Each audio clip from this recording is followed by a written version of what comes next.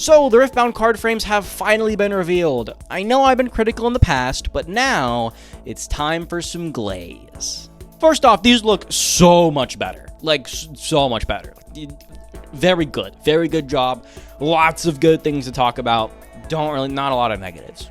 Really loving what they did with the white box, adding this little like texture to it really makes it not feel like this giant void of empty space that was on these other cards. Also, like centering the text helps a lot as well. That looks really good. Really loving what they're doing with the rarities. This is my favorite thing ever, where it kind of like scales up as things get rare. You go white box, semi-transparent box, and then full art. Really love that. That's one of my favorite things of all time. This way, when you look at a card, you can instantly tell like what kind of rarity it is. You go white box, it's a common. Semi-transparent box, it's probably rare, it's probably pretty good. Then you go full art, and you're like, that thing's probably crazy. So, A+ there. I really like how the color banners like fade into transparency. It's not just this flat bar across the card, but it's also not transparent to the point where the text starts to blend in with the background. Like, it's a very nice balance, and I like that a lot. The black borders are so much better. So much better. I will take black border cards over white border cards any day of the week. Really like the black border, especially with like the gold framing around it. It looks really nice and clean, and almost reminds me of like New Capenna, like Art Deco style stuff. It's an aesthetic I really like. The only thing is, it makes it kind of look like Lorcana. Yeah, I guess we couldn't really completely and totally avoid comparisons to other things, but I mean, this is probably fine enough. It just means that if you see these cards on a table, you might think it's Lorcana because of how, you know, the black and like gold trim border into the white box with the strip in the middle and to the art on top with a cost. Hey, it's better than the One Piece template. Speaking of numbers, the new power box just looks phenomenal with like the reversed order and the new symbol. Something about square just trumps circle. I don't really know how else to describe it, but I like this a lot better. It just really sits into the frame nicely, whereas the other circle was kind of just like slapped on top. The reduced recycling cost is also neat. I don't know if this is a big thing to notice, but the recycling cost is smaller. I think it looks nice. Really big fan of the different color labeling for like keywords. I'm not sure if these are keywords or like activation timings, but regardless, the different color labelings is very nice and very helpful at just understanding what a card does at a glance. Something I'm really glad they did that I'm not quite sure if I mentioned before is with the battles. Having the battlefields have the text on both sides, so that way when they're in the middle of the table, both players can read what they do is so nice, and something I don't even know why it wasn't on the prototypes. Like, that feels like an absolute slam dunk, but like being able to make sure that both players have easy access to reading the battlefield, because, you know, there are effects that are applied to both players at the table. It's kind of imperative that both players have easy access to, you know, reading those effects. So this is awesome. Super great. Also, the runes look surprisingly good. Like, I'm kind of impressed with how much I like looking at the runes. Maybe it's just because the old runes look so plain that just having anything going on looks nice, but I don't know really how to describe it, but like I like looking at these. Like, I'm gonna like looking at my board state and seeing my row of runes. Like, this looks good. The only thing I would say is this is a much more personal gripe. I really like that in games like Magic and Duel Masters and Battle Spirits, where the color of the card really impacts the frame as a whole. When you fan out your hand of cards, you can immediately tell what color they all are, like, instantly. With the Riftbound stuff, it's a little tougher because you only have the strip to delineate it, which, it's fine, it's enough, right? It's definitely enough, but if I glance at a table, I'm not going to immediately know what colors you're playing. I'd have to either like glance at your runes or hit your leader, but like if you just fan out like a hand of cards, I'm gonna need to look a little deeper as to what colors they are. That's not a huge critique, it's just like a personal aesthetic thing that I like, but this is fine. This is totally fine. These look good. Don't get me wrong. These look great. Yeah, I'm a super big fan of these. They look super crisp and super clean. It really makes you wonder, though, why we even got the demo cards we got in the first place.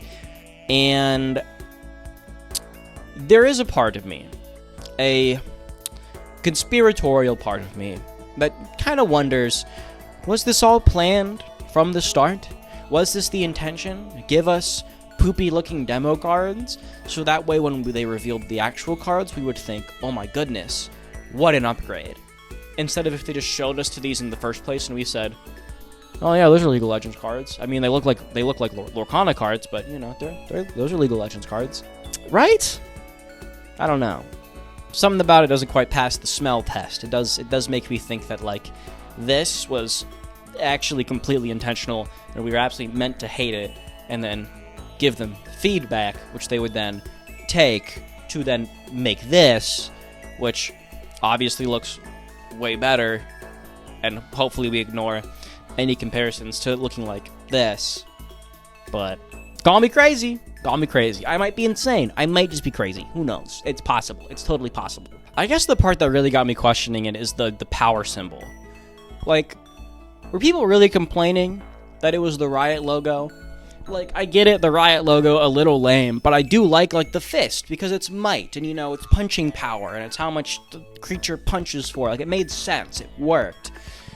I don't think anyone was complaining about it, but now we have this random sword and shield logo, almost like they were anticipating people to complain about it being the Riot logo, so they could then change it. You know what I mean? Like, did this need a why did we change the logo? Did we need to change the logo? I don't think we needed to. I can understand people not liking the Riot logo, but like, it makes sense. Like, it fits. It's not out of place. Like, it makes a lot of sense. So maybe it was a placeholder for that because they were still making the design, I guess? I don't know. It's a little suspicious. Maybe. I don't know. Part of me wishes that there was a little more on the cards to delineate color, but also the more I think about it, it's not really necessary. As we discussed with Waterman, color in this game doesn't actually matter. All it does is, you know, lock you into the whatever legend has the colors. Like, because Water Guy here, nothing about him being green matters outside of the fact that you can only play him in green leaders, right? He doesn't cast for any green mana, right? So it's just like, actually being able to tell if he's green isn't that big of a deal. The only thing you really need to know is if he has a recycling cost that's green, but he doesn't. So it's like, honestly, yeah, I think the colored strip is honestly fine enough, because you don't really need to know what color the card is. It's not that important, which some people may like and some people may dislike, but you know, it is a reason for why the card doesn't have to look completely green. You can have just a little green strip, because all you need to know is what leaders can play this card, right? It being green really has not that much relevance, at least until we get cards that care about color, which, will we get those? Who knows? We might not. We don't really know. They also changed the cost from blue to white. For why? Who knows? I don't think that, I guess to delineate from the power, because if you have a dark blue and a black background, and your power is also white text on black background, they look the same, so people might get confused. I could see that as a possibility. That's probably why. So you could easily tell what's the cost and what isn't power, because it's not written on the card. This isn't like Digimon where it says like play in the corner. It's just a circle. So that's probably why. But yeah, that's enough conspiracy talk from me. All in all, cards look great. Cards look really good. I'm very excited for Lorcana's official release, and I think like October we got confirmation. They said October-ish. Very much looking forward to that, and I hope you are too. And I hope you'll, you know, maybe take a look at the game and maybe give it a chance. It plays similar to games that you're familiar with, but also different enough that it kind of can stand on its own and be its own thing, which is nice. It probably won't be any Legends of Runeterra, but I think it'll be fun enough in its own right. So, with that being said, thank you so much for watching this video. I hope you like the new Lorcana redesigns as much as I think they intended you to like the redesigns, but hey, that's just a theory. Again!